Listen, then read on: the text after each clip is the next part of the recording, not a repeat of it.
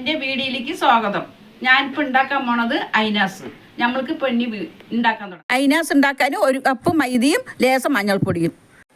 1 cup മൈദയിലേക്ക് ലേസം മഞ്ഞൾപ്പൊടി ഇടുക. മൈദയിൽ ലേസം വെള്ളം ഒഴിച്ച് നന്നായിട്ട് കുഴച്ച് നല്ല കുഴച്ച് പാകത്തിലാക്കണം. കുഴച്ച് നന്നായിട്ട് ചപ്പാത്തിൻ്റെ ഇതിൽ ആ മാവ് കുഴയ്ക്കുമ്പോലുള്ള നല്ലൊരു ഉരുള വെള്ളം അധികം ചേർത്താണ്ട് കുഴച്ച് അതിനെ നന്നായി കുഴയ്ക്കുക. കുഴച്ച്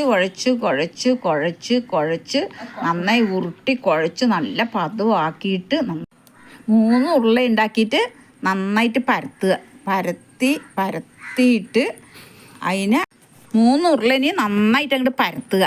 നന്നായി പരത്തിയ ശേഷം പരത്തി വെച്ചതിൽ മൈദയും ഓയിലും കൂടിയിട്ട് നന്നായി വാരിയിട്ട് നന്നായിട്ട് അതിൽ തേച്ച് കൊടുക്കുക.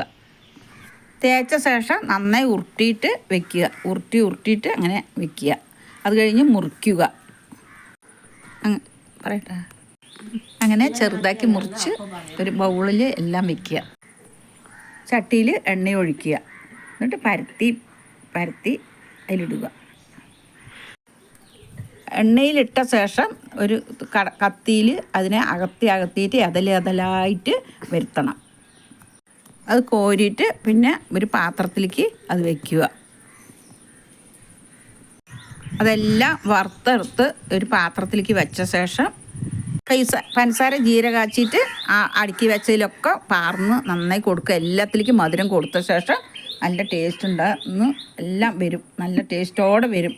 അങ്ങനെ ചെയ്യുക. എല്ലാത്തിലും പഞ്ചസാര വാരിയിട്ട് വെച്ച് എല്ലാം ഒഴിച്ച് വെക്കുക.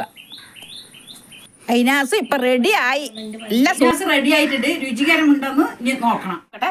രുചികരമായിട്ടുണ്ട്. നിങ്ങൾ ഉണ്ടാക്കിയിട്ട് തിന്ന് നോക്കി. നന്നായിട്ടുണ്ട്. നല്ല ടേസ്റ്റ് വന്നിട്ടുണ്ട്. ഒന്ന് എടുത്ത് കൊടുത്തിട്ട് രുചി ഉണ്ടോ നോക്കട്ടെ. ടേസ്റ്റ് നോക്കിയിട്ട് വിവരം പറ.